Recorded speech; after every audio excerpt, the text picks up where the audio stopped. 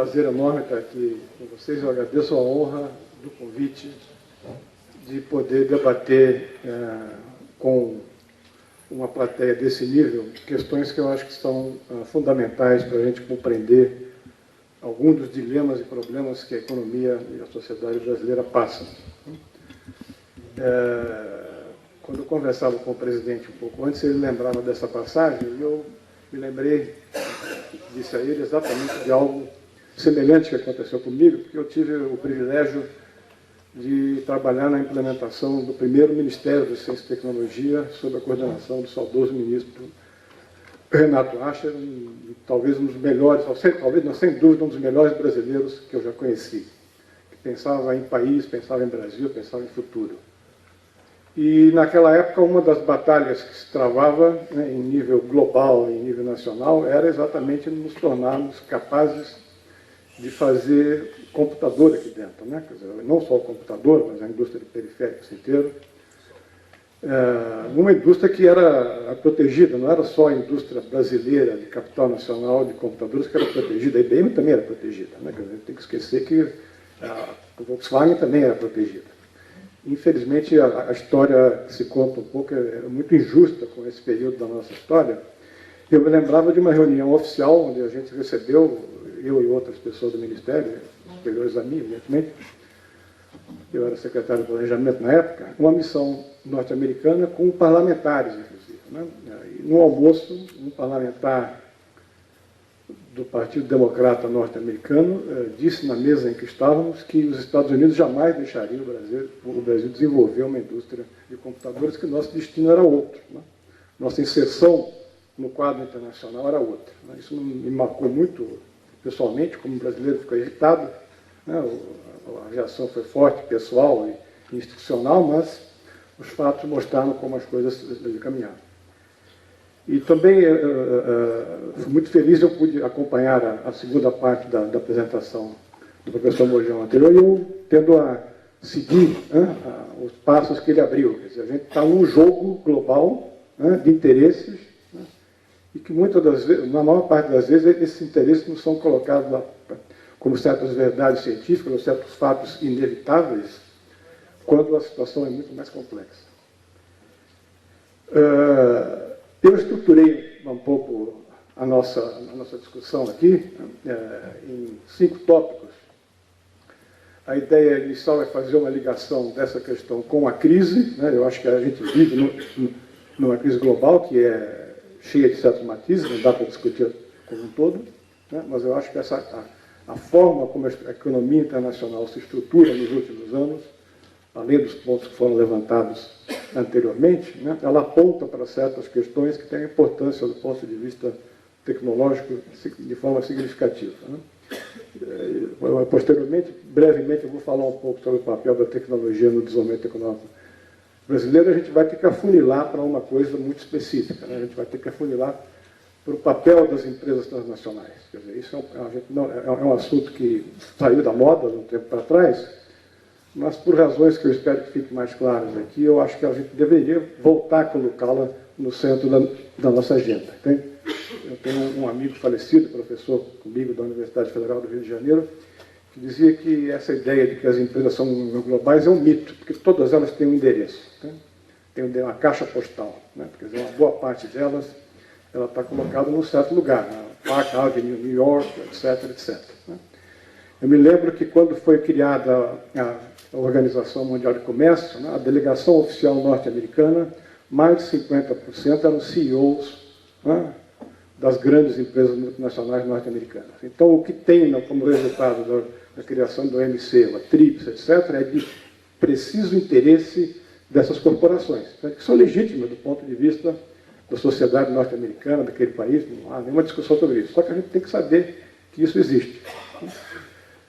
Finalmente, o ponto 4, se der tempo, algumas coisas talvez eu passe um pouco mais rápido, eu queria levantar alguns pontos sobre algumas experiências internacionais, porque dos Estados Unidos à China, né, essa questão é uma questão central, mesmo no caso norte-americano. Né, e como alguns dos pontos principais de políticas que esse país tem adotado, né, tendo em vista salvaguardar o interesse da sua tecnologia, do seu desenvolvimento voltado à inovação. E terminar com algumas indagações e alguns pontos que eu acho que a gente tem por aí, né? Passando rapidamente, quer dizer, a crise, né, ela significa fundamentalmente a ideia de... a gente está vivendo no âmbito de uma dela, entende? A gente pode tentar qualificá-la de uma menor maneira, mas ela sinaliza, ela traz algumas transformações significativas na estrutura econômica, geopolítica, em escala global, né? Quer dizer, você tem significativamente claro o declínio da hegemonia norte-americana. A gente está vivendo 2 ou 3 semanas de que isso ficou absolutamente claro. Quer dizer, a instabilidade interna assusta muitos analistas, né? Mas a gente percebe que esse é um fato que absolutamente existe. Do ponto central, que talvez nos interesse também muito, é que já há 20 anos você tem uma mudança significativa do locus central de investimento, consumo e produção fora dos países mais avançados em direção a potências que alguns chamam de emergentes. Isso é liderado pelo Sudeste Asiático, evidentemente, com a China fazendo o papel principal, mas não é apenas esse aspecto. Quer dizer, o aumento do investimento, o aumento do consumo tem acontecido de uma forma, e da produção tem acontecido significativamente fora do eixo da tríade, né? O que tem trazido, de uma certa maneira, uma instabilidade, né, maior, né, que chegou agora ao caso norte-americano, mas que se demonstrava claramente em alguns casos nos países europeus, já, pelo menos de uma forma mais clara para todos nós, desde a grande crise financeira, que alguns chamam de financeira, de 2007 e 2008. Né? Quer dizer, é só olhar as estatísticas. Vocês, por exemplo, a Espanha é um caso em pauta, eu costumo acompanhar mensalmente a estatística de desemprego de alguns países, e o caso espanhol é um caso paradigmático, é pior do que da Grécia. Por quê? Porque ele aumenta significativamente, acho que a partir só de 2 meses para cá que ele estabilizou. Então, a taxa de desemprego de jovens de 15 a 24 anos, na Espanha, segundo dados da União Europeia, já chega a mais de 55%, aproximando dos 60%. Não é à toa que a gente começa a ver vários espanhóis voltando à América Latina, tentando conseguir emprego nas nossas praias aí. Há 5, 6 anos atrás, os brasileiros eram impedidos de entrar na Espanha, né, de forma violenta até, e logo depois, né, eles começam aqui a bater nas nossas portas. Nada contra, nós somos um país que sempre acolheu imigrantes, e eu sou um exemplo pessoal disso, do ponto de vista da minha herança familiar. Né? Essa crise política e social é muito forte, ela tem matizes políticos complicados, que vocês sabem muito bem, o surgimento de uma extrema-direita fascista em vários países europeus, no caso do Reino Unido, que é um país que eu conheço um pouco, morei lá, que a Frente Nacional, os países, o partido de extrema-direita já conseguiu mais de 20% dos votos numa última eleição, e a situação é complicada, como sabemos.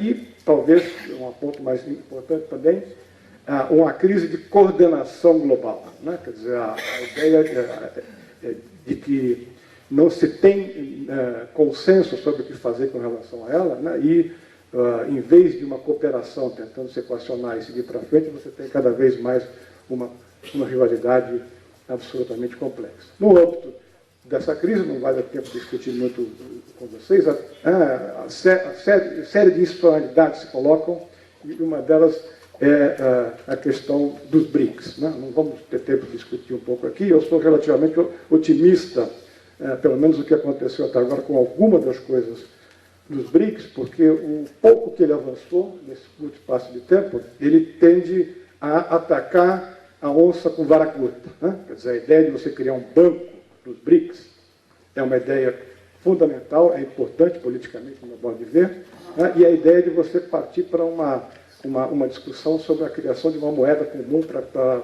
ordenar as trocas desse país, fugindo um pouco da dependência com relação ao dólar norte-americano.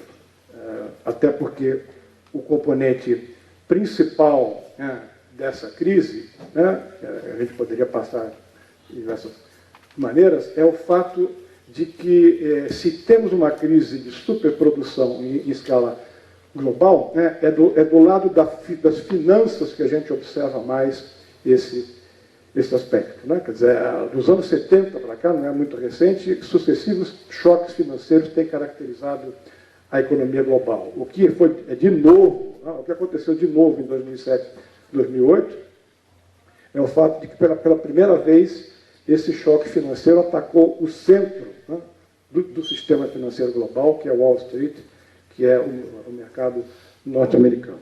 Né? De uma certa maneira, esses fatores principais dessa crise têm a ver com a hipertrofia dos ativos e mercados financeiros e um forte aumento da desigualdade do ponto de vista da distribuição de renda que ocorre em escala global. Nós somos um dos poucos países que temos sido capazes, né, não dá tempo também de discutir isso aqui em detalhe, de ser contracorrente nesse aspecto. Porque a própria China, que é digamos, um dos epicentros do capitalismo global hoje em dia, né, o coeficiente de Gini piorou, né, desde que ela passou por esse processo de transformação, e piorou de uma forma significativa.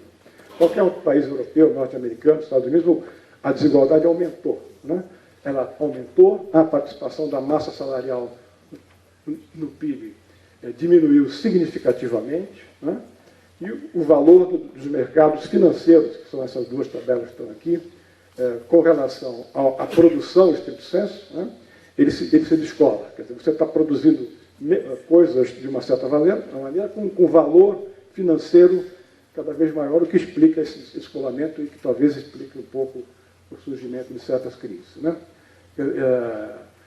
Do caso específico norte-americano, não nos interessa discutir muito em detalhe, mas apenas esse gráfico de baixo mostra como os lucros do setor financeiro crescem com relação aos lucros totais da economia norte-americana, saindo de uma faixa de menos de 20% nos anos 80 para mais aproximadamente 40% no bojo da crise mundial. Né? E com reflexo significativo no nível de investimento, que é uma variável extremamente importante. Tem alguns dados que comprovam isso, eu vou passar rápido, porque do nosso ponto de vista, né, para a nossa discussão aqui, eu acho que é importante a gente enfatizar um fato muito importante. Quer dizer, a partir dos anos 80, com essa crescente financiarização da economia, né, as finanças passam cada vez mais, o setor financeiro passa a ter cada vez mais um controle sobre o capital produtivo, inicialmente, particularmente nos países de origem anglo-saxã, estou me referindo aqui basicamente aos Estados Unidos, o Reino Unido e a sua periferia, Canadá, etc., né, mas passando isso, pelo menos com relação às grandes transnacionais norte-americanas, de uma forma significativa. Quer dizer, continua tendo uma concentração muito grande de capital, que as empresas se tornam cada vez mais gigantescas. É um mito essa ideia de que pequenas empresas de base tecnológica passam a ocupar o papel das grandes empresas. A única área onde isso ocorre é uma área que tem um impacto, do ponto de vista das grandes variáveis da economia, relativamente pequeno, que é a área desses serviços ligados à internet. Né? Quer dizer, Google, é verdade, ou coisa desse tipo, Amazon, etc, etc. Mas fora disso, você vai ver que os mercados em biotecnologia, em farmacêutica, em TICs, eles continuam controlados por um número relativamente pequeno de grandes empresas transnacionais e que cada vez aumentam mais o seu poder. Né? O ponto todo é que essas empresas passam a ser cada vez mais controladas pelas finanças. Tá? Eu estou trazendo aqui um estudo que provavelmente vários de vocês conheçam, que, no meu modo de ver, é a única experiência empírica com sucesso de mostrar essa subordinação da produção às finanças. Né? Os dados estão aí, vocês conhecem, quer dizer, o ponto todo é que um pequeno número de empresas, basicamente do setor financeiro, grupos financeiros pesados, controlam, né, através de mais de 1 milhão de ligações intercruzadas de controle de capital, um universo de 43 mil empresas, as maiores transnacionais que a gente tem no mundo inteiro. Né? Quer dizer, isso tem um impacto significativo, até do ponto de vista tecnológico, porque essas empresas, em primeiro lugar, elas passam a se preocupar cada vez mais nos seus rendimentos financeiros. E mesmo a sua atividade produtiva, ela é subordinada à lógica das finanças. E a lógica das finanças no capitalismo baseado em finanças, que é o que a gente tem hoje em dia, é a maximização do lucro de curto prazo e do rendimento aos acionistas de curto prazo. Né? Vocês sabem muito bem disso, e não precisamos entrar em muito detalhe. Eu peguei apenas um exemplo que saiu na revista The Economist alguns anos atrás, de uma empresa conhecida chamada General Electric, né? Que mostra por que ela, quando teve a crise, ela quase foi junto também. Né? Por quê? Porque uma boa parte do trabalho dela, dos resultados dela, do lucro e da produção, é mais do lado financeiro do que do lado da produção, em estrito senso. Né? Isso tem impactos significativos para nós outros aqui. Né? A gente não pode tratar essas empresas como elas fossem empresas que agem independentemente entre si. Então, a gente tem uma crise, por exemplo, em 2008, significativa no mercado automobilístico norte-americano, né, para dar um exemplo concreto, né, que faz com que as vendas de automóveis para o mercado norte-americano, que eram por volta de 18 a 20 milhões de unidades de automóveis por ano, ela despenque para 10. Tá? Então, de 18 passou para 10 em um ano. Parou, o consumo ficou preso. O que aconteceu? A maior parte dessa produção de automóveis no mercado americano era feita onde? Ou é feita onde? No México. Tá? O México, as grandes multinacionais têm todas as fábricas ali. Né? Bom, o que aconteceu? Eles tinham uma produção para 18 milhões, né? Precisavam desovar aquele negócio em algum lugar do mundo. Encontraram alguns países que foram muito receptivos a isso. Um deles é o nosso. Né? Quer dizer, vocês sabem desse dado, eu não preciso entrar em detalhes. Né? A gente, por exemplo, passou a importar muito carro, né? Eu também estou fazendo crítica a quem tenha, não. Né? E eu tenho um pouco, dirijo na cidade, tenho um pouco cansado já com a idade de dirigir com um câmbio tradicional. Minha pergunta, desde que eu morei na Inglaterra há 40 anos, por que a gente não tinha um câmbio automático aqui, produzido aqui dentro, sendo que essa foi uma invenção de dois brasileiros em 1932. Né? Foram brasileiros que inventaram o câmbio automático e não temos aqui. Até hoje nós não sabemos fazer avião, né? O Brasil faz avião, mas não faz câmbio automático, né? Depois de 70 anos. Né? De repente, os carros que estão vendidos aqui, quase todos eles são de câmbio automático. Diziam antes que não era porque era muito caro e o brasileiro não gostava de câmbio automático. Mentira isso. Né? Quem dirige na cidade fica muito feliz, não precisa ficar trocando marcha. A gente passou a importar, e pior é que demos incentivos para isso. Né? Quer dizer, foram incentivos que foram dados para o consumo de automóvel, como a gente sabe, que numa boa parte das vezes, na maior parte das vezes, foi utilizado para garantir o emprego do trabalhador mexicano e não do trabalhador brasileiro. Mas essa é uma questão, talvez, ou para o cafezinho, ou para o debate. O ponto todo aqui é que a lógica dessas empresas passa a ser absolutamente ditada por os interesses do capital financeiro na sua matriz. Se vocês pegarem, eu não trouxe um dado aqui, mas posso passar para vocês se houver interesse, se vocês pegarem o aumento da remessa de lucros, né, pelas empresas transnacionais de 2008 para hoje, para 2012, vocês vão ficar abismados, né? Pegando casos como automobilísticos, etc. Quer dizer, por quê? Porque as matrizes estão passando por problemas financeiros. Elas têm que dar lucratividade, elas vão tirar da onde é mais fácil, elas tiram daqui. Né?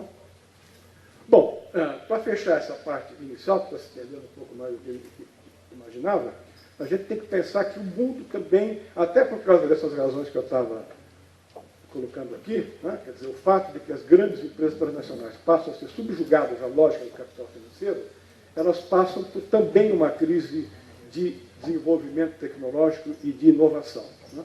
Não há tempo de detalhar aqui a especificidade disso, eu trouxe aqui, vocês desculpem, isso aqui são duas citações, para não dizer que a gente é farfria aqui, são duas citações de intelectuais norte-americanos que colocam em xeque o mito de que aquela é uma economia altamente inovadora. Né? Quer dizer, um deles diz, olha, tirando essas coisas da internet, né, para a economia como um todo tem acontecido muito pouco do ponto de vista de grandes novidades. Né? Se der tempo, no final do pouco, eu acho que a China, como tem uma estratégia mais... Não quero que o Brasil vire China, não é? Por favor. Não é esse ponto. O ponto é que eles têm uma estratégia de longo prazo, como o chefe vai poder dizer, onde a questão da tecnologia nacional ela é absolutamente central. Né? Bom, aqui tem uns dados que mostram um pouco esse caso para a economia norte-americana, né? E eu vou passar um pouco rapidamente. A crise de 2007 e 2008 teve um impacto significativo e levou a que vários países tivessem que intervir significativamente na economia, né, para minimizar os impactos dessa crise. No final, talvez eu volte a dizer um pouco sobre esses programas que foram colocados, particularmente no caso chinês, e talvez se der tempo na Coreia do Sul, né? Mas esse gráfico é interessante porque ele mostra que, apesar de que a mídia, né, desceu o cacete aí no nosso governo, dizendo que a gente tinha utilizado recursos públicos corporativos, a gente foi o país que menos matizou, se comparando com China, por exemplo. Bom, muito bem. Rapidamente, o segundo ponto, né, é tentar olhar um pouco para dentro. Né? O Brasil, o que aconteceu, o que a gente poderia rapidamente dizer do ponto de vista de desenvolvimento de capacitações tecnológicas. Quer dizer, a gente tem algumas especificidades do nosso modelo colonial, no primeiro momento, e industrialização, que nos fizeram chegar um pouco atrasado a uma série de coisas que são muito importantes para o desenvolvimento de capacitações produtivas. Os nossos queridos ancestrais portugueses, diferentemente dos espanhóis com a América Latina, não deixaram que se criar uma universidade aqui no Brasil. Né? A primeira universidade brasileira era do século XX. Enquanto, se você for olhar na Argentina, em Cuba, na Colômbia, você no século XVII já tinha universidades nesse país. O que a gente fazia aqui era, tendo em vista o nosso padrão de especialização, que era exportação de café e de açúcar, né? Para essas culturas a gente desenvolveu muita capacitação. O Instituto Agronômico de Campinas é um exemplo claro, a Fundação Oswaldo Cruz no Rio de Janeiro, foi criado no começo do século XX por uma razão econômica. Quer dizer, os navios resolveram dizer que iam parar de aportar no porto do Rio de Janeiro se não houvesse uma diminuição das doenças naquele porto. Então foi criado o Instituto Oswaldo Cruz, a Fundação Oswaldo Cruz, o Instituto Oswaldo Cruz, na época, para resolver problemas de saúde pública. Não porque o brasileiro estava com pouca saúde, não, mas sim porque, senão, economicamente, uma das principais atividades nossas, do ponto de vista de relações com o exterior, seria prejudicada. A gente teve uma mudança significativa dos anos 50 para frente. Tá? Não é intenção minha entrar em detalhe muito grande, porque vocês conhecem muito isso, né?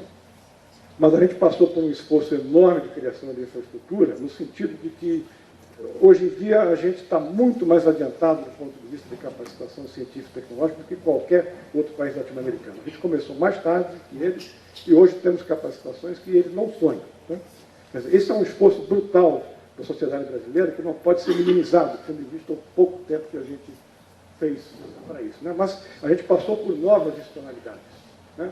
Do ponto de vista dessa área, as principais podem ser ditas, né, no final dos anos 40, começo dos anos 50, a criação em São José dos Campos de todo o complexo, né, INPE, CTA, que só temos hoje capacitação de fazer avião, porque tivemos o objetivo de longo prazo de criar essas capacitações nos anos 40 e 50.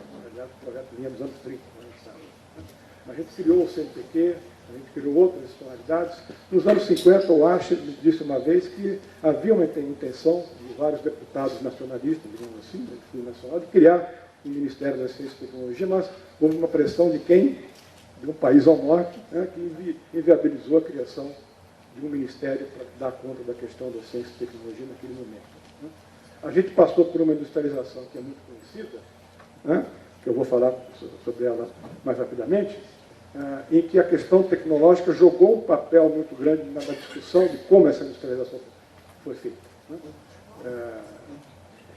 Mais para frente, com a crise, a economia brasileira passa, e a latino-americana como um todo, passa a partir dos anos 80, a gente teve mudanças significativas, que eu talvez fale um pouco mais para frente, que nos mostraram que nos sinalizaram a piora significativa em algumas áreas. Né?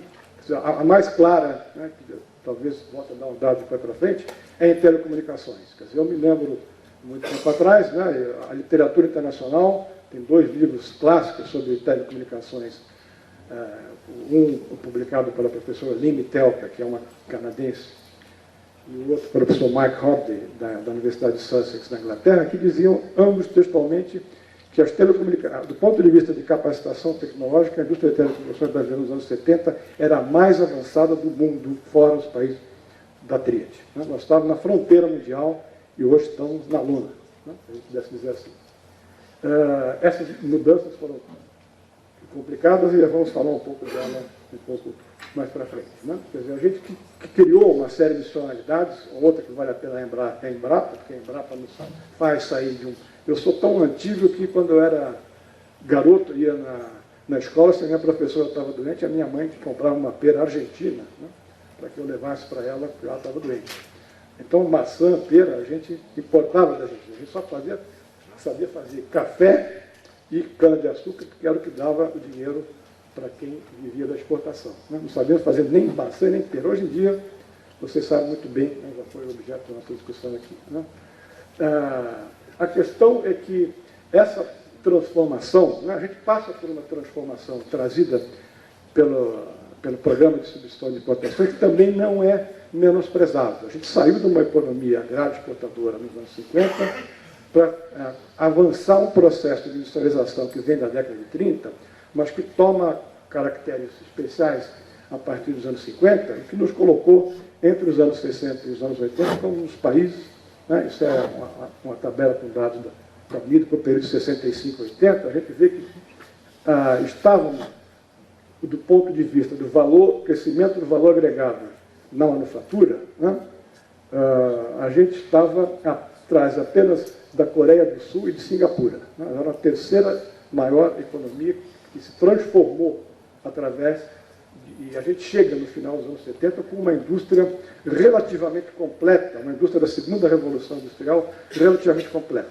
Eu tenho uns dados que eu uso com meus alunos ali que mostram que em 80, né, a gente tinha o peso do complexo químico, mais o complexo metal mecânico, né, a gente tinha 2/3 do nosso PIB industrial nesses setores, né, e isso era mais ou menos igual que a Alemanha, Estados Unidos, os países, Japão, né?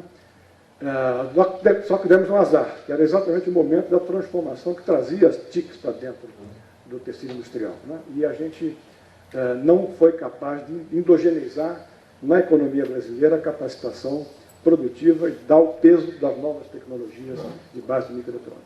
Tá? Mas do ponto, então, dos anos 80 para cá, a nossa indústria, não é que ela não cresça, porque há um debate enorme sobre industrialização que você tem acompanhado e que às vezes é um pouco mal focado, porque se diz, não, a gente não se industrializou porque a indústria continua empregando mais gente. Né? A indústria continua tendo um crescimento em termos reais significativo. Né? Acontece que ela se mantém, do ponto de vista de sua participação em escala, a participação relativa da indústria manufatureira brasileira vis-à-vis a indústria global, né, ela se mantém no primeiro momento e começa a cair gradualmente ao longo do tempo. Né? Quer dizer, isso é essa linha vermelha desse gráfico. A gente chegou a 2,55 no final do programa de substituição de importações, éramos responsáveis por 2,5 do valor agregado da indústria manufatureira em escala global, isso vai caindo e chega no final de 2000 a 1,68. Tá? Do ponto de vista, então, de valor da transformação sobre a população, a gente se mantém constante, a linha vermelha, mas o mundo cresce, que é a linha preta, e a China, então, explode, que é a linha azul. Né? Nesse mesmo período, a gente tem uma inversão da nossa participação no comércio internacional. Esse gráfico em forma de tesoura, ele é muito conhecido. Né? Isso daqui ele sai desse jeito, assim, se você entrar no site do Ministério do Desenvolvimento. Né? Quer dizer, a gente que nos anos 70 conseguiu exportar mais manufaturado do que produto básico, né? E, portanto, chegar no pico, no começo dos anos 90, né? De mais ou menos 55% das nossas exportações serem de produtos manufaturados, a gente vê essa coisa cair a ponto de que, há 2, 3 anos atrás, né? Há uma volta da importância maior da indústria, das atividades de produtos básicos, aí é só a agricultura e são esses bens de processamento agroindustrial, particularmente a mineração, que são muito pequenos, né? Minério de ferro, essas coisas, o que nos coloca com uma situação complicada do ponto de vista da inserção nossa no padrão de desenvolvimento global. Né? Quer dizer, se a indústria continua crescendo, né, em termos absolutos, em termos reais, ela perde significativamente a sua participação no produto industrial. Né? E ela começa a perder isso já a partir dos anos, final dos anos 80, né? em dois períodos significativos que se mantém um pouco mais para frente. Não há tempo da gente explicar um pouco em detalhe isso, apenas é mais importante a gente tentar colocar o que tem acontecido no período mais atual, que é o período que a gente vive hoje em dia. Né? E para isso, tem alguns gráficos que mostram, não para a indústria como um todo, né? Apesar de que porque o quadro é muito diferenciado tendo em vista os setores. Mas eu vou me concentrar no que a literatura chama, às vezes com alguns problemas, de setores de alta e média a alta tecnologia, que vai da automobilística a material elétrico e de comunicações. Né? Quer dizer, esse gráfico mostra um estudo em cima de uma tese de mestrado defendida no ano passado em Araraquara, que é um trabalho fascinante, mostra o que acontecia até 2003 e depois o que vai aparecer em vermelho é o efeito do período 2003-2008. Né? De lá para cá nós não temos dado que permita fazer isso, mas a situação provavelmente piora um pouco. Né? No sentido de que o que a gente vai percebendo no âmbito das atividades industriais é uma paulatina e crescente desnacionalização da produção. Né?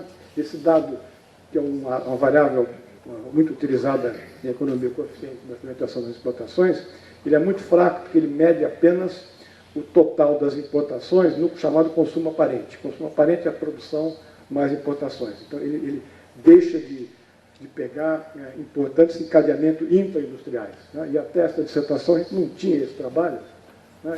Tem alguns gráficos que estão com vocês que mostram um pouco isso. Né? Eu vou centrar nesse gráfico que é o mais significativo, no próximo, né? Porque ele mostra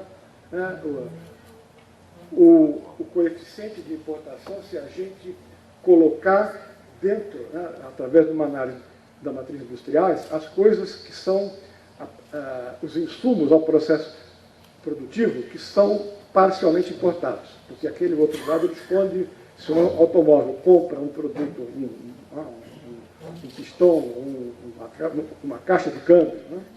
Para aquele outro lado ela sai como produção nacional. Mas na caixa de câmbio que está comprada para a indústria automobilística, uma boa parte é importada também. Os insumos para a produção do bem intermediário também são importados. Né? E esse gráfico nos mostra, de uma forma mais pura, né? Mais detalhada, o efeito real. Né?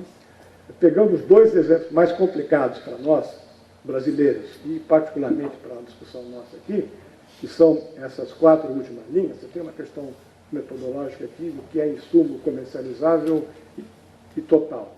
O total inclui uma série de coisas que não são comercializáveis, que para nós significa atividades que não são passíveis de importação. Por exemplo, água. Depende da água, não dá para você importar.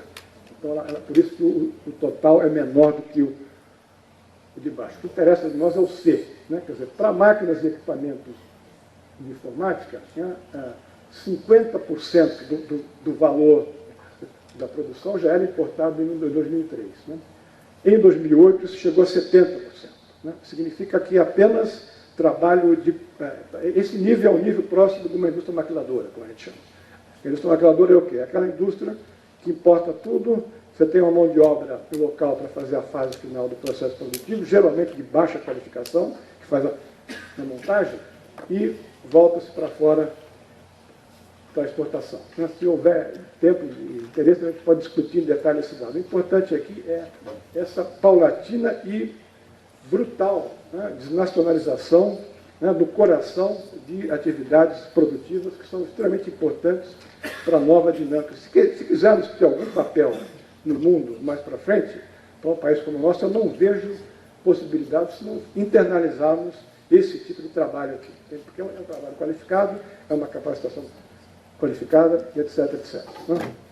Bom, a gente pode ver isso, né, em dados, alguns dos quais foram os que eu usei nessa discussão no Senado, o presidente se referia, que só foram atualizados aqui, que mostram a situação dramática que a gente tem com a balança comercial do nosso complexo eletrônico. Né? Quer dizer, as importações elas continuam crescendo, aqui a gente pega de 2000, quer dizer que de 2008 para cá a situação só piorou. Né? O dado anterior foi 2008, a situação, portanto, está muito pior. Né? As exportações, elas caem, né? E caem mais a partir de 2008. Por quê? Porque o que a gente exporta aqui são coisas, às vezes é aparelho celular, alguma coisa assim, que as multinacionais montam aqui dentro. Com a crise lá fora, eles não têm muito interesse de exportar as nossas coisas aqui, né? Eles preferem outras estratégias que dá tempo para a gente discutir, né? O resultado líquido é que a balança vai toda para baixo, né? E o nosso déficit comercial, ele cresce para componentes, né, de uma forma brutal, de menos de, em 2002, de menos de 3 bilhões para mais de 10, e assim por diante, para eletrônica de consumo, telecom, informática, etc. Né? Bom, rapidamente a gente pode concluir essa fase, né, até o final dos anos 80, né, e até o terminatório, que a gente teve alguns sucessos em algumas áreas, do ponto de vista de desenvolvimento de capacitação. A gente sabe fazer um avião, mas não sabe fazer um câmbio automático para o automóvel. Né? A gente tem um avanço significativo, importante, do ponto de vista da tecnologia industrial, e a gente tem a Petrobras, que conseguiu se segurar, né, e ainda é importante do ponto de vista, é muito importante do ponto de vista de encadeamento, né, das suas relações ao lado, para frente e para trás. Né? Se eu fosse ter dados setoriais de como é que evolui a indústria brasileira nos últimos 20 anos, vocês iam perceber que o peso da exploração e refino de petróleo na nossa matriz industrial, ele cresce significativamente. Ele chega a quase 20% do valor agregado da indústria como um todo. Né? A gente teve diversos insucessos. Né? Eu poderia citar vários, mas os 3 principais, do meu modo de ver, são automobilística, praticamente pelo peso que ela tem na estrutura produtiva brasileira. É mais de 10% do PIB industrial ainda hoje em dia. Né? Telecomunicações e farmacêutica, que eu vou situar um pouco mais para frente. Bom, o que acontece do ponto de vista das empresas que fazem, as grandes empresas ou pequenas que fazem parte desse aparato? Né? Quer dizer, aqui você tem a linha verde, que é importante para esse gráfico, mostra uma variável que é muito trabalhada por nós economistas, que é o gasto de P&D em pesquisa e desenvolvimento sobre o faturamento. Né? A gente vê que para equipamento de telecom, que a gente tinha uma capacitação com Trópica, 30 anos atrás, etc., né? A gente gasta 1,5%, né? 1%, as empresas gastam 1% do seu faturamento em P&D. Isso é muito, isso é pouco? Bom, vamos discutir um pouco o terceiro item, né? Que tem a ver com a questão especificamente das empresas transnacionais. Né? Quer dizer, para isso eu vou pegar alguns dados que são complexos, são complicados. Por quê? Porque mostram alguns dados bem gerais sobre as grandes empresas brasileiras. Eu chamei de grandes aqui, empresas com mais de 500 empregados, né, que são responsáveis, no caso brasileiro, segundo as estatísticas do IBGE, por 75% de todos os gastos em P&D da estrutura produtiva brasileira. Quer dizer, as só muito grandes, mais de 500, são 22% das empresas inovadoras, elas gastam 75%. E aí você tem uma concentração brutal, tanto das empresas de capital nacional, né, 33% tá, em petróleo, que é a Petrobras, 25% em outros equipamentos de transporte, que é a Embraer. Quer dizer, só a Embraer e a Petrobras gastam mais de 50% de todos os gastos em P&D da indústria brasileira, né, de empresas de porte significativo. E as subsidiárias das transnacionais estão muito concentradas na automobilística, que é responsável por 48% do nosso setor, dos gastos em P&D do setor. Apesar dela ser responsável por quase a metade, a gente não sabe fazer câmbio automático, por exemplo, ainda aqui. Né? Bom, essas empresas, do ponto de vista da distribuição setorial, aí são apenas as grandes empresas. Vocês veem a média de gastos em P&D de empresas por setor. Né? A maior parte está abaixo de 1% em média, algumas 1,5%, a gente tem algumas exceções que são a verde da ponta lá, a Embraer, né? É um caso único, a gente pode singularizar, e do caso um pouco mais para cá, de algumas empresas na área de instrumentação. Né? Se eu for comparar um pouco com as grandes empresas globais, né? Esse dado é tirado da União Europeia, a gente vê que eu só peguei algumas de TICs para o nosso debate aqui. Né? As grandes empresas de TIC, elas gastam, a maior parte delas acima de 10%, né? As exceções são a IBM, por razões que você sabe muito bem, ela deixou a parte de produção industrial para trás, ela simplesmente faz outras coisas. Aí, entre parênteses, né? Quer dizer, quando a IBM decide fazer isso, tem uma empresa chinesa, que talvez eu me refira a ela mais tarde, chamada Lenovo, né? Que adquire a visão de microcomputadores da IBM. E foi interessante que na época eu cheguei a participar de algumas discussões e muita gente dizia surpreso, por que a Lenovo está comprando uma coisa que todo mundo sabe fazer? Né?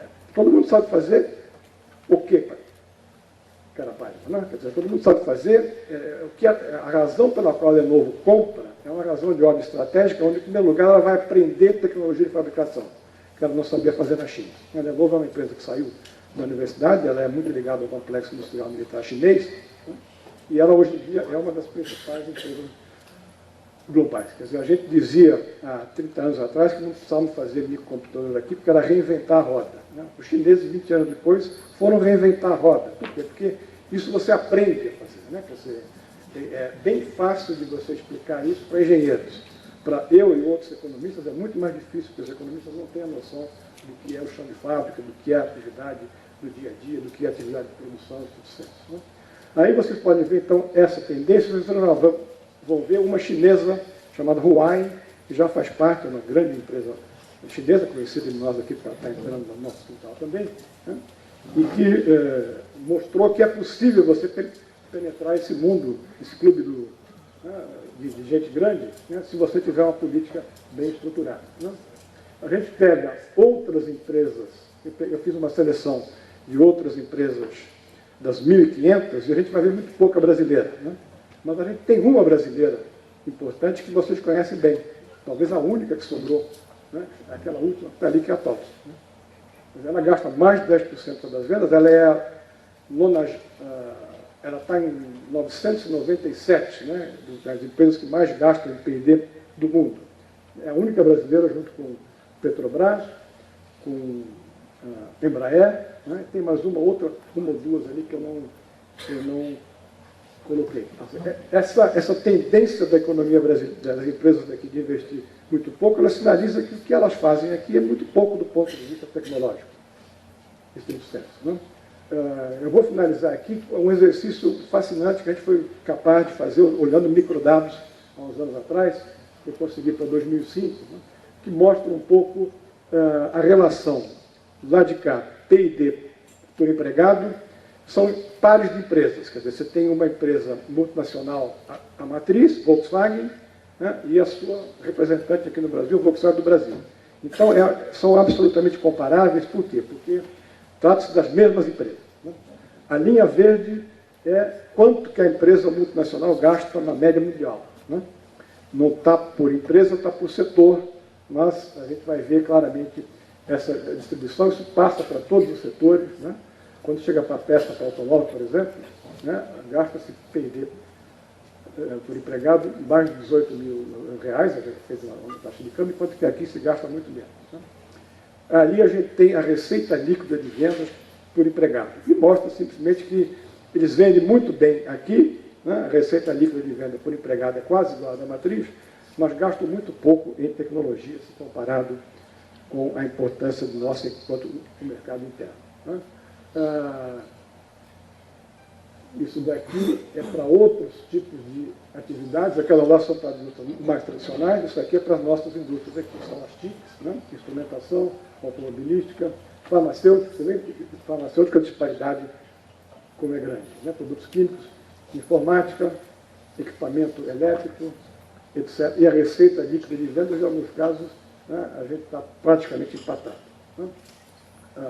Esse é um gráfico tirado de um outro trabalho que mostra exatamente o seguinte: quando você tem empresas, o resumo desse gráfico é o seguinte: em atividade onde você tem um grupo de empresas brasileiras fortes, né, com capacitação, a tendência de gastos em P&D na indústria, tanto binacional quanto multinacional, é próxima da fronteira, entre aspas, dos países da OCDE. Quanto menos empresa brasileira você tem, mais as empresas daqui não fazem nada. Se tiver boas empresas brasileiras, tipo a Embraer, as outras vão ser obrigadas para concorrer a fazer alguma coisa aqui. Se você não tem, como é o caso da farmacêutica, que é um dos casos ali, né, as empresas fazem significativamente pouco. Né? Então, aqui está, a coisa vermelha é a participação do controle de capital estrangeiro nas vendas totais de um determinado setor. Quanto mais alta a linha vermelha, mais controle multinacional você tem na atividade daquele setor. Né?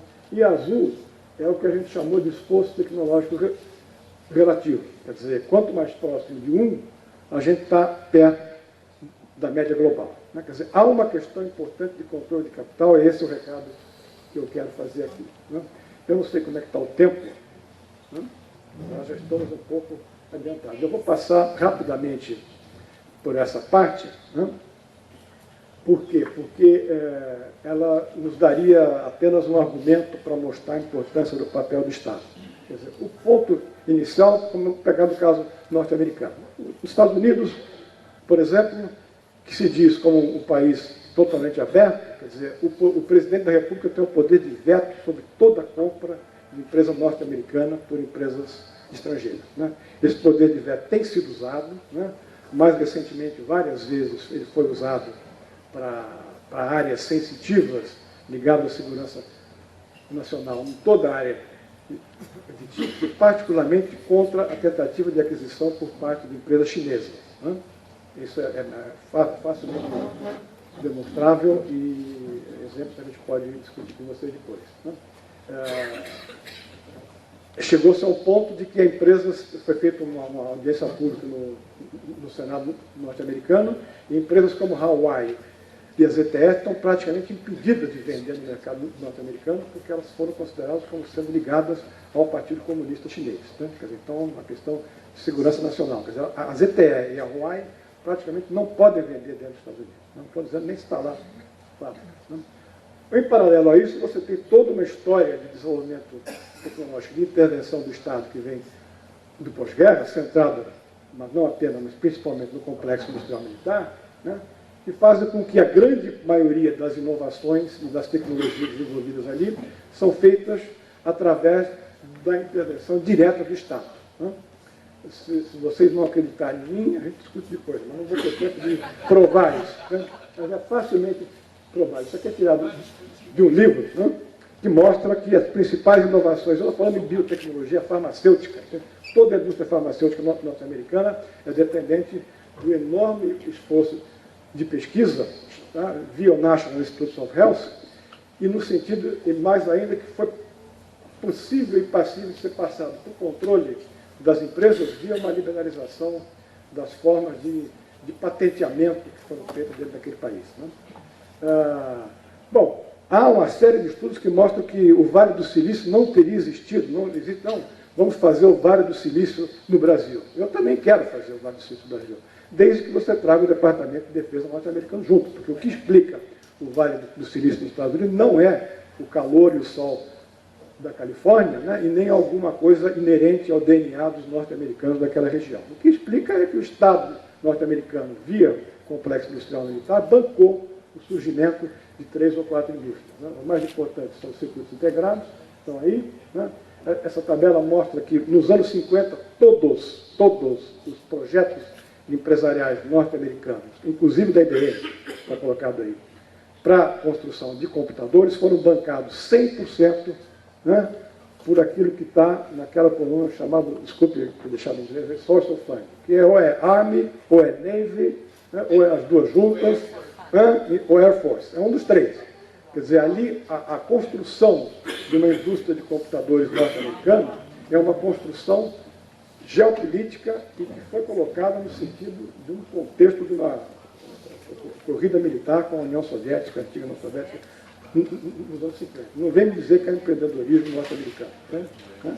Essa é um pouco a ideia daqui. Tem alguns gráficos aí que mostram a importância dos investimentos em P&D ligado ao setor espacial. Quer dizer, o setor espacial mais biotecnologia ligado à National Institutes of Health é praticamente 80% a 85% de gasto de P&D nos Estados Unidos. E tudo bancado pelo Estado. Quer dizer, a empresa faz. Se olhar os dados, eles fazem.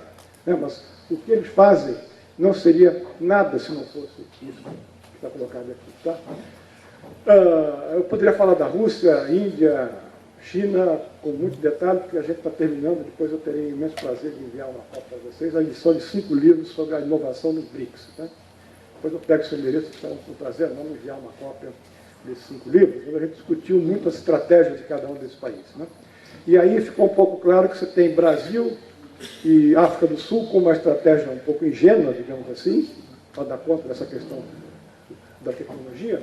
A Rússia, né, que teve uma estratégia horrorosa durante o período de Yeltsin, com o Putin, né, ele recoloca, se você for ler o discurso de posse do Putin, na primeira vez que ele entra, ele fala: nós vamos voltar a ser uma potência militar, nós vamos colocar a política industrial no centro da estratégia russa. Né?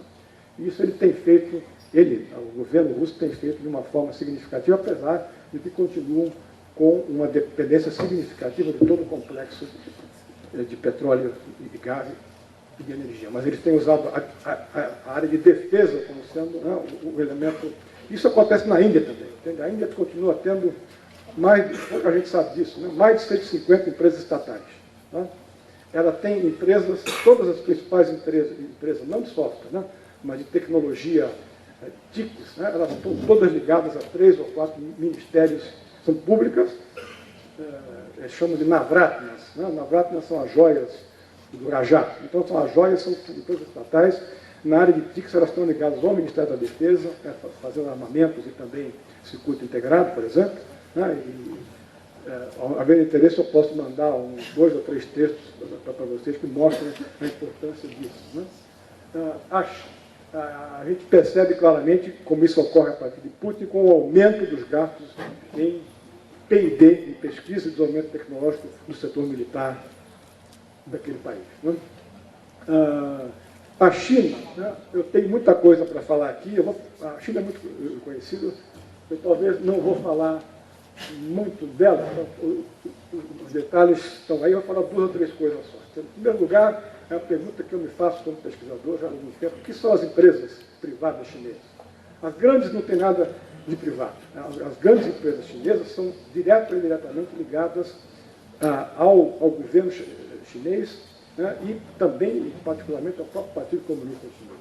Você vai pegar as principais, né, as ZTE, Huawei, ou mesmo empresas do setor automobilístico têm uma participação significativa. Né?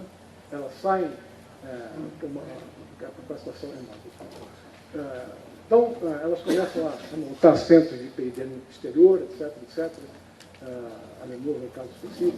O que eu quero singularizar da China, nesse tempo final aqui, é simplesmente o fato de que eles perceberam, há uns 5, 6 anos atrás, que a integração deles no mundo estava se dando fundamentalmente, a linha verde ali, né? O saldo da balança comercial era gerado por empresas multinacionais. Né? Eles acharam que isso é uma vulnerabilidade enorme. Né?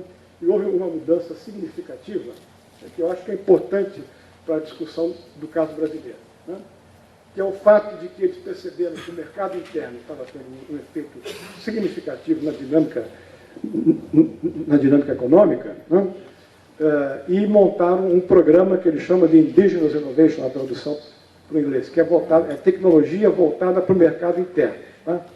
Aqui na exposição tem vários exemplos, né? Por exemplo, o desenvolvimento de aparelho celular voltado para a necessidade de um agricultor rural. Né? Quer dizer, vai desde o design até a parte final, não é você pegar um aparelho importado e colocar na mão do peão aqui, não. É diferente, totalmente diferente, é o desenvolvimento tecnológico. Isso vale para uma série de áreas que estão aí colocadas. Eles montaram 16 megaprojetos de desenvolvimento tecnológico voltados para aumentar a capacitação em áreas estratégicas, e aí vai da solar, estava sendo citada antes aqui, até colocar um homem na Lua. O importante, que eu acho que é um pouco para a discussão do caso brasileiro, né? E aí eu vou me aproximando da conclusão, isso aqui eu deixo para vocês aqui, né? E 1 ano depois tinha uma fábrica do lado, chinesa, capital chinês, fazendo um aviãozinho, né? Copiado da Embraer. É o que a gente chama de engenharia reversa, né? Uns chamam de cópia, não tem nada a ver com cópia, é você tentar entender o que está acontecendo ali. Quer dizer, o que os chineses percebem é que não dá para seguir nisso, porque senão é que nem a história do coelho da Alice. Quer dizer, eu corro para ficar correndo atrás de algo que corre muito mais rápido que eu. E fala, bom, a gente tem um mercado interno enorme em expansão. Né? A gente pode desenvolver tecnologias que são específicas para o nosso tipo de ser. Não apenas o nosso tipo de ser, pelas capacitações e pelas dotações de recursos que a gente tem. Né? Quer dizer, eu sou ignorante e vocês me corrijam se eu estiver dizendo uma grande besteira do ponto de vista de engenharia. Mas para mim não é essa ideia de que nós temos um petróleo ruim aqui, ou nós temos um carvão ruim. A gente pode ter um carvão ruim para uma rota tecnológica que foi desenvolvida no norte para o tipo de carvão que eles tinham lá. Então vai ser ruim sempre, porque é diferente daquele. Talvez se a gente tivesse seguido uma rota tecnológica alternativa, a gente teria uma tecnologia que fosse adequada à nossa situação. Né? Quer dizer, eu sou daqueles que acham que tecnologia é específica do contexto. Por quê? Porque é o ser humano, nós aqui, interagindo com o nosso meio ambiente, com o nosso ambiente, tirando o meio, com o lugar onde a gente vive. Né? E, portanto, toda vez que se tem uma vinda de tecnologia de fora, é como se você estivesse vindo fazendo uma rota alternativa muito longa, tendo em vista as capacitações novas. Eu acho que essa talvez seja a grande lição que os chineses começaram a perceber, que eles têm que seguir rotas novas. Né?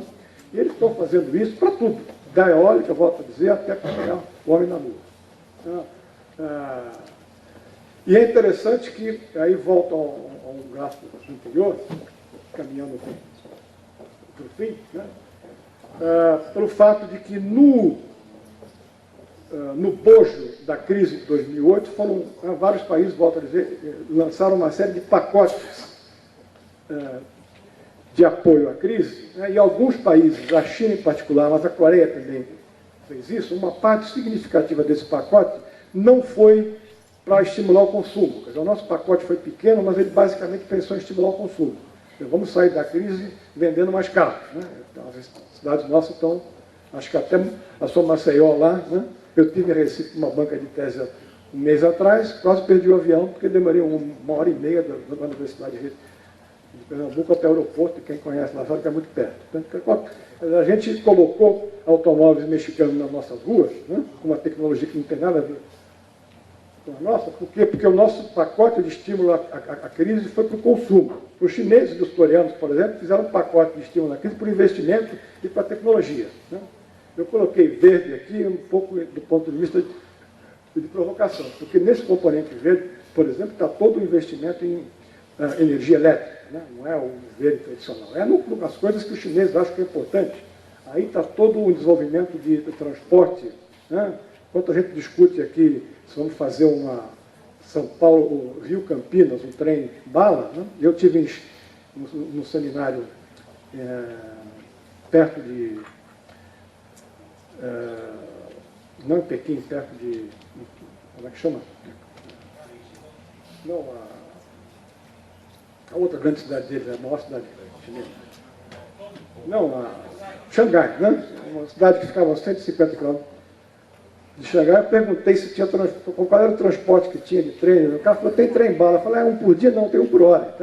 Então é trem-bala com tecnologia chinesa, utilizando eletricidade e outras coisas como meio de transporte. Quer dizer, no fundo, é essa noção, né, de que quando a gente fala nas possibilidades de futuro, né, a gente tem que matizar muito bem o que significa essa transformação, e aí está a sustentabilidade também colocada entre aspas, porque ela pode significar, como o professor nos mostrou antes, coisas totalmente diferentes. Quer dizer, eu acho que a gente, enquanto humanidade, você tem um paradigma de produção que está se tornando cada vez mais inviável. Não dá para colocar mais automóvel dentro dos centros urbanos do mundo como está hoje, por exemplo. O que não significa que a gente vai ter uma possibilidade de crescimento das economias, né, que descarte totalmente esse modelo. Mas eu acho que você tem vantagens, né, e uma série delas o Brasil tem para essa transformação que ocorre em escala mundial, né, e estão muito vinculadas à utilização do maior potencial que a gente tem, além de água, recursos naturais e as nossas capacitações, que é essa extraordinária capacidade do mercado interno. A gente tem para qualquer produto, né? Hoje nós somos o terceiro, quarto, no máximo quinto maior mercado mundial. Em alguns casos estamos chegando perto. Né? A gente ficar achando que vai conseguir perenemente ter um desenvolvimento baseado em sustentabilidade mais social, né, que é mais importante do que uma chamada ambiental, da forma como temos aqui, eu acho que é complicado. Né? Bom, temos problemas, sim.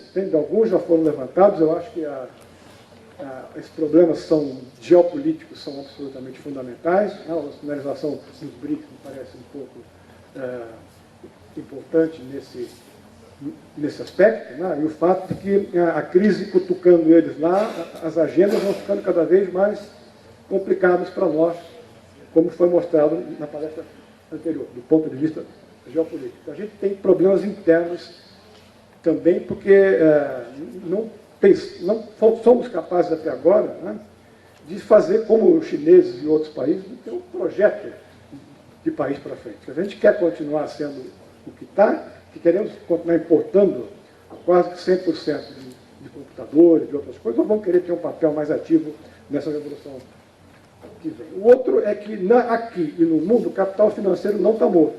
Né? Os dados da economia norte-americana mostram que, apesar de todo o discurso do Obama, né, apesar de todas as legislações que passaram, passou o tempo da crise, os lucros do setor financeiro foram lá para cima, o salário real do trabalhador continua caindo lá, né, no posto dado aqui, e, portanto, aqui dentro ele está começando a colocar as asinhas de fora também. A gente vê isso na mídia todos os dias aí. Né? E o terceiro é uma negociação, uma discussão mais séria sobre esse papel das empresas transnacionais. Eu acho que a gente não pode ser, digamos assim, muito ingênuo com relação a isso. Né? Quer dizer, as empresas transnacionais são uma característica do mundo, né? Ninguém vai querer transformar isso numa Albânia, é impossível, elas vão continuar sendo importantes. Agora, em todo lugar elas são importantes, agora elas negociam bem com projetos e propostas que se tem dentro do país. Eu acho que a culpa, se a culpa com relação a isso, é muito mais nossa do brasileiro do que das empresas, que vêm para cá com os seus projetos. A mesma IBM, que faz uma série de coisas aqui, quando ela vai negociar com a China, ela faz outras. O que ela pode fazer lá e não pode fazer? Eu acho que você tem problemas mais amplos, alguns estão começando a ser equacionados, como a questão da educação básica e técnica. Eu acho que melhoramos muito nos últimos anos, mas ainda temos problemas. A gente tem ainda uma percepção. A entrada do tema inovação na agenda foi positiva, porque popularizou isso de uma forma significativa, mas ainda acho que a gente tem uma percepção um pouco primária sobre inovação. Né? A gente tem uma política econômica que ainda, infelizmente, é um pouco dissociada da política industrial, né? Eu posso falar isso aqui livremente, né? Não tem problema nenhum. Mas, de qualquer maneira, eu acho que a gente tem tido alguns sucessos significativos. Eu quero terminar com apenas um exemplo, né? Que eu acho que uma grande transformação está sendo possível de ser feita hoje em dia com uma política explícita de tecnologia e inovação voltada para o segmento de saúde. Né? Por quê? Porque ali a proposta foi, olha, o problema não é que a gente faça, pelo contrário, a pesquisa nossa em saúde, a Fiocruz, a USP, a Unicamp, ela é de fronteira mundial. Em biologia a gente está na frente de muitos países. O problema nosso é falta de atores. Né? Então toda a política está centrada no sentido de ter grandes empresas brasileiras que vão competir com o capital internacional. Né? E junto com essas grandes empresas, você criar centros de P&D conjunto com a participação da Fiocruz e de outras instituições públicas, para dar uma musculatura tecnológica para essas empresas. Né? Se vai dar certo ou não, não sei. Né? Mas o caminho está aberto. Ele mostra que isso é possível. Nas TICs a gente não fez isso. Né? Há 2 meses atrás, ou poucos meses atrás, eu fiquei muito chateado aqui, porque a gente tinha umas empresas de um banco que chamava de Itautec, que foi vendida por uma miséria, 100 milhões de reais, acho que foi por uma empresa que eu nunca tinha ouvido falar, do Japão. Aquilo me doeu como brasileiro, assim, né? Porque é uma empresa que tem uma importância histórica, que a gente criou uma capacitação em automação bancária fantástica dentro do país, com tecnologia nossa, em hardware e software, que depois transbordou, e a gente se tem um sistema democrático hoje, né? com eleições computadorizadas. O que não é feito nos Estados Unidos, a gente viu na eleição do Bush há 10 anos atrás, né? A gente deve à automação bancária nossa, porque toda a indústria de hardware e software, você sabe disso melhor que eu, para a nossa democratização, para nossas urnas eletrônicas, ela veio como spin-off da automação bancária. E a gente perdeu isso agora. Vamos estar perdendo um monte de coisa. Eu acho que esses são alguns problemas. Vocês me desculpem aí se passei um pouco da hora, do tempo. Nós vamos trazer uma honra ter tempo de discutir e apresentar uma dessa coisa para vocês. Muito obrigado.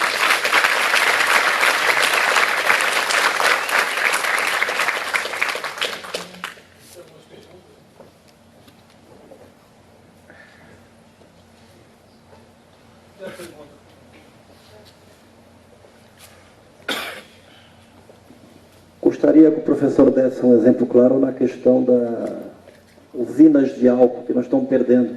Está sendo comprada por todas as empresas aí. Uma ou outra está sobrando aí. Bom, eu não tenho um exemplo específico, mas esse ponto que você levantou é absolutamente fundamental. Quer dizer, se tem uma...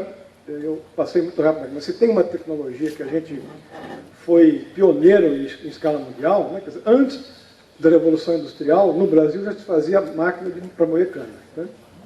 Nós tivemos uma proto-industrialização. Né? Antes da Revolução Industrial, tínhamos máquina para moer, né? para transformar aquilo em açúcar, porque não adiantava exportar a cana, evidentemente, ela ia perder toda a sua substância ali. Então a gente tem uma tradição histórica de centenas de anos, é talvez a indústria mais antiga brasileira. Né? E que... uma herança dessa tradição histórica é que a gente acumulou capacitações tecnológicas de uma forma muito pesada, né? Quer dizer, do ponto de vista da pesquisa científica, o IAC em Campinas foi fundamental, né? Depois, mais para frente, você teve a Copersucar, pegou o Planalsucar e transformou aquilo num centro de tecnologia de altíssima qualidade. Né? Acontece que o mundo passa a ser dominado pelas finanças, como eu tentei passar para vocês aqui. Então é tudo um jogo financeiro. Empresas norte-americanas podem vir aqui, essas empresas de venture capital, sei lá o que é que seja isso, vem aqui por preço de banana comprar uma usina dessas, sendo que a gente não tem nenhum mecanismo para discutir isso. Quer dizer, eu não quero nem dizer que impedir. Colocar uma discussão. Né? Quer dizer, quando a OAI começou a entrar nos Estados Unidos, foi feita uma discussão no âmbito do Congresso norte-americano sobre o que era aquela empresa, o que eles queriam, qual é o interesse. É só comprar? É comprar para quê? Não vem me dizer que é para tecnologia. Tem? Quer dizer, eu sou obrigado a escutar umas besteiras que são ditas aqui. Não. A gente está trazendo as empresas, né, lá para o polo do Rio de Janeiro de petróleo, porque eles vêm trazer tecnologia para nós. Eu não sei o que é Halliburton, outras trazem de tecnologia para cá, sendo que ninguém, a tecnologia de ponta disso está conosco. Né? Na verdade, nós vamos dar a tecnologia para eles, de graça, porque a gente vai dar ao mercado. Né? Quer dizer, é patético. Você tem alguns casos, inclusive, foi bom você lembrar esse exemplo, porque tem alguns programas, né, de apoio. Por isso que eu falei que a forma de pensar a inovação era primária ali. Tem alguns programas de inovação que exigem que entre uma empresa transnacional no meio do negócio. Por quê? Porque eles vão aportar tecnologia. Bom, a última que eu fiquei injuriado foi que a Oi foi passada para os portugueses aqui e disseram que eles iam trazer a tecnologia em telecomunicações. Eu falei, aí já é deboche, entende? Com todo respeito, né, aos nossos amigos do outro lado do mar, essa é uma área que a gente não tem que aprender, particularmente com os nossos irmãos aí, né? Só se for para poder chegar na África. Então,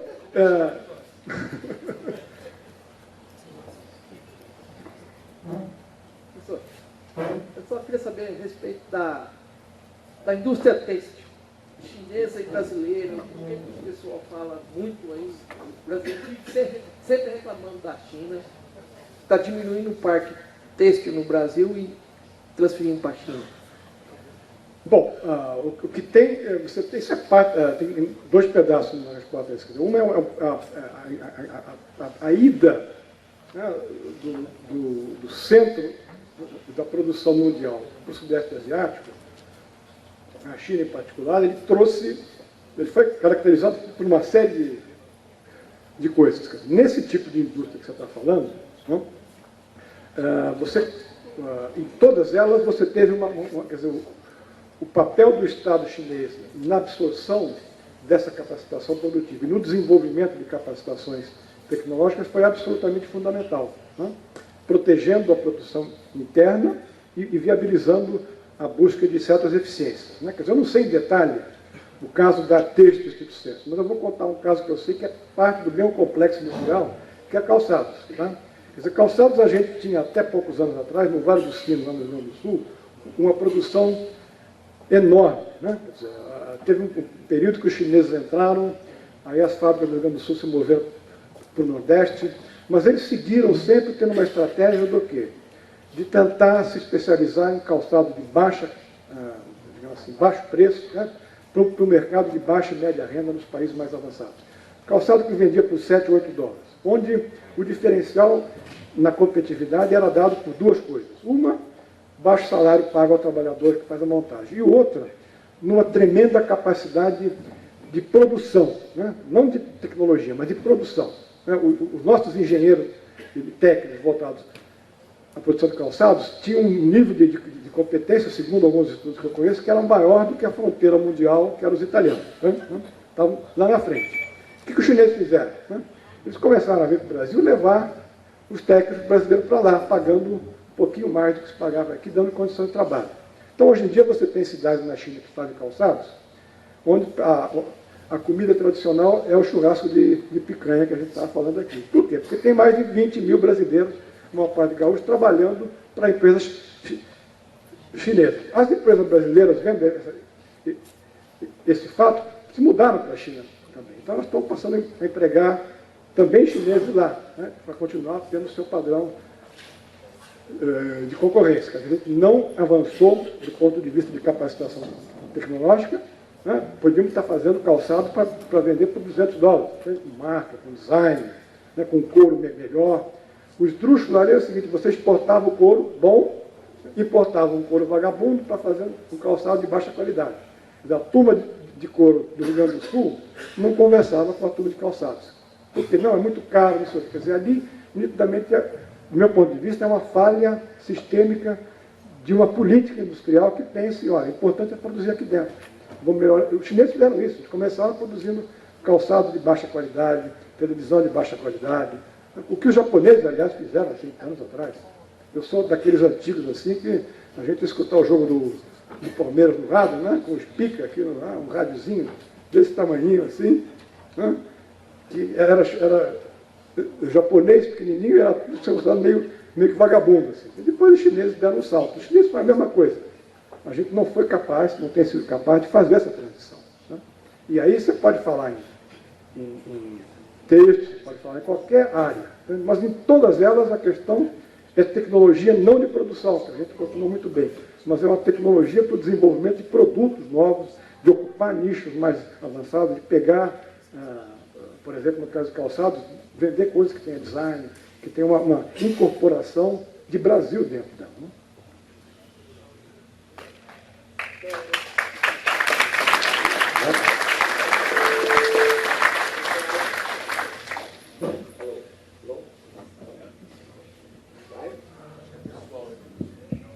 Eu só acho que talvez esse fato de não estarmos nos organizando em todos os setores está passando isso para os estrangeiros. Por exemplo, agora recentemente a Mitsubishi comprou a Seagro e tem um certo domínio sobre a produção de soja, insumos, etc., no Centro-Oeste. Qual é o interesse da Mitsubishi nisso, né? Então, eu fico perguntando se isso realmente não é um entreguismo já orquestrado para passar todos esses nossos conhecimentos, as nossas indústrias, para o capital estrangeiro. Será que isso é decorrente de falta de uma política ou, na realidade, é uma política dirigida para o entreguismo? Bom, eu não sei se é uma política dirigida para o entreguismo. O que eu sei é que, digamos assim, por um lado, em burocracia de qualquer tipo, né, na brasileira inclusive, você tem interesses internos dentro das burocracias que são conflitantes. Quer dizer, eu sou economista, eu falo isso com absoluta tranquilidade. Né? há algo em nível internacional que tende a mostrar que os interesses demonstrados dentro dos ministérios da Fazenda e de Economia, isso vale para o Japão também, tá? Eles são, no mais das vezes, dissociados desse tipo de discussão que a gente tem aqui, né? Então, no pós-guerra, o Japão passou por um problema similar. O Ministério da Economia queria que eles continuassem com as vantagens comparativas tradicionais, fazendo porcaria, né? Integrando na economia global. O pessoal do MIT, que a maior parte era engenheiro, né? Eles tinham uma proposta de transformar o país, né? Não vamos continuar com essas porcarias, vamos fazer o que é o nosso futuro, que na época era o que? Automóvel, né? Eram as coisas da revolução industrial que estava se generalizando no mundo naquele momento. E eles ganharam esse embate político. Em alguns países, esse debate político tem sido ganho pelas forças menos mercado, né? Mas é uma questão complicada. O que eu acho que no caso brasileiro talvez seja mais complicado, vai ser provavelmente objeto da discussão dessa tarde aqui, né? Infelizmente eu até gostaria muito de vê-lo, não vou poder estar aqui, mas e por quê? Porque eu acho que certos debates, o tipo de mídia que a gente tem, nos impede de debater, né? Mas eu fico fascinado de estar podendo conversar com vocês desse tipo. Mas se não fosse esse acaso, né, do presidente ter nos colocado em contato, isso não iria acontecer, né? Eu sei que somos muito mais do que os poucos que a mídia nos tenta colocar, mas a gente tem que achar talvez espaço e começar a colocar para fora algumas dessas inquietações, né? Porque com essa mídia que tem aí, né, ela quer um outro tipo de integração. Ela quer diretamente ligada às finanças, aos interesses das finanças lá do centro, tá?